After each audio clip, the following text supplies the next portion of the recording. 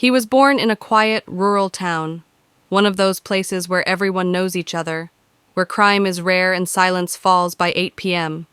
His name was Tyler Granger.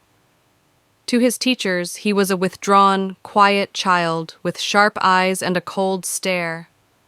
To his neighbors, he was the boy who never smiled, but no one, not even his own family, could have imagined the darkness growing inside him. Tyler's childhood wasn't easy. His father abandoned the family when he was just 5 years old, leaving his mother to raise him alone. She battled addiction and often left Tyler with his grandparents. His grandfather, a stern ex-military man, believed in tough discipline. Slaps across the face, hours locked in the shed, forced labor in the garden. These were common punishments for even the smallest mistakes. While his grandmother tried to soften the household, she died when Tyler was 10. That's when things got worse. Isolated and emotionally neglected, Tyler began showing signs of trouble early. He tortured animals in secret, stray cats, birds, even the family dog, which mysteriously disappeared when he was 12. He was expelled from middle school for stabbing a classmate with a pencil during an argument. Teachers noticed his disturbing drawings, images of dead bodies, burning houses, and people screaming. One school counselor referred him to a psychiatrist, who later described Tyler as a volatile, emotionless boy capable of unpredictable violence. By age 14, he was already a ghost in the system. No friends, no interests, no future. He rarely spoke unless provoked, but when he did, his words cut like a knife. His mother eventually vanished from his life. Some say she moved away, others say she simply gave up. That left Tyler with only one legal guardian, his grandfather. By this point, Tyler had grown into a tall, brooding teenager with a quiet rage that simmered beneath the surface. Neighbors often heard shouting from inside the house. Some reported seeing bruises on his arms and face, but no one interfered. It was family business, and in their small town, people minded their own. At 17, Tyler dropped out of school completely. He spent most of his time locked in his room or wandering the nearby woods. He had no job, no ambition, only an intense hatred toward his grandfather, who continued to berate and punish him like he was still a child. One journal found after the incident revealed a chilling insight into Tyler's mind. He wrote, "He made me this way. Every bruise, every insult, every time he made me feel worthless, I'll repay him. One day, he'll see the monster he created. This was no ordinary troubled youth. Tyler Granger was a ticking time bomb, one molded by years of emotional neglect, physical abuse, and unchecked psychological damage. And when he finally exploded, the result would be one of the most horrifying crimes the town had ever seen. No one saw it coming. But in hindsight, all the warning signs were there. The eyes that never blinked, the cold, calculated silence, the growing detachment from reality. This wasn't just a boy struggling with trauma. This was a predator in the making. The brutal slaughter of his grandfather would shock the community, but the most terrifying part? That was only the beginning. Because after the bloodshed, Tyler Granger would vanish, disappearing from a locked-down facility, leaving behind nothing but a pool of blood and a chilling note. The chilling murder of his grandfather. What happened and why it happened on a cold October night, when the air was dry, the wind sharp, and the stars hung above like silent witnesses. The Granger house, a worn-down two-story farmhouse on the edge of town, stood in eerie stillness. Inside, 18-year-old Tyler Granger was preparing to do something that had been building in his mind for years. That evening had started like many others. His grandfather, Richard Granger, was in his usual mood, angry, bitter, and drunk. Dinner had ended with a thrown plate and a shouting match. Tyler, as always, absorbed the abuse in silence. But something was different this time.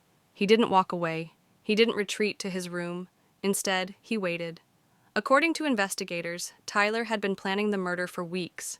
He had studied his grandfather's habits, when he drank, when he slept, when he locked the doors.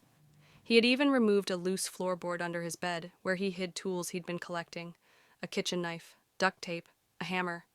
each item chosen with intent, each one destined for a role in a brutal execution. At 2:13 a.m., the power went out. Later, police would discover that the circuit breaker had been intentionally tripped. Tyler moved like a shadow through the house, barefoot, wearing gloves, dressed in black.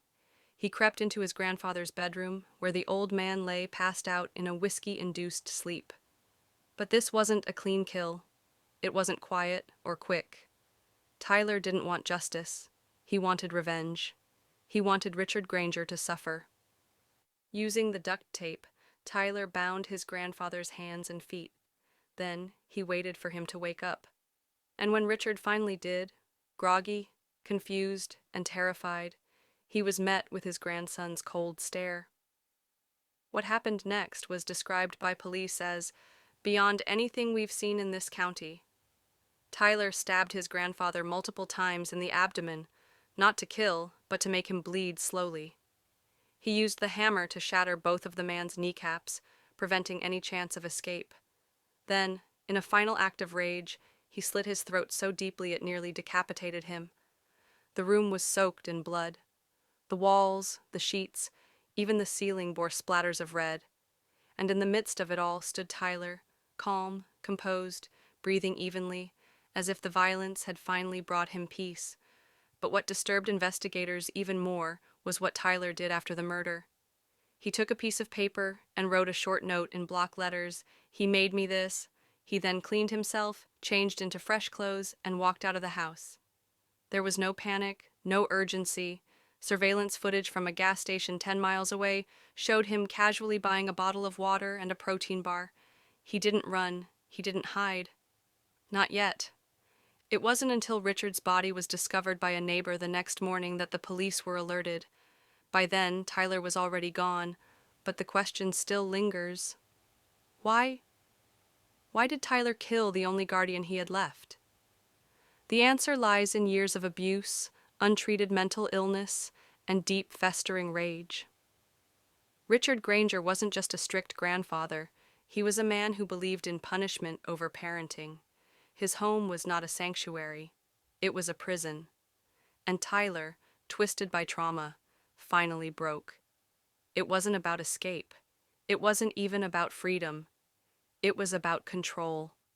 For the first time in his life, Tyler held power over the man who had controlled him for so long.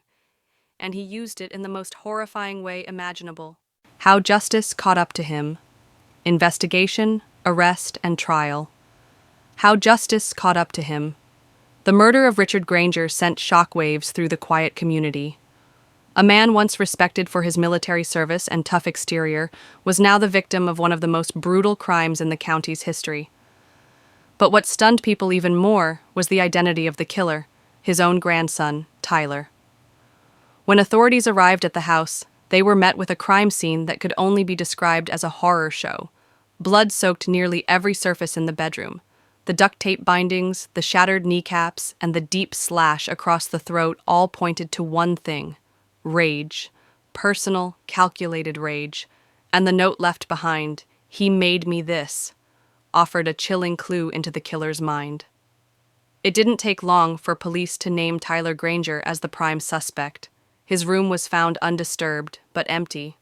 Clothes were missing, along with a small amount of cash and a hunting knife from the garage. His fingerprints were all over the murder weapon.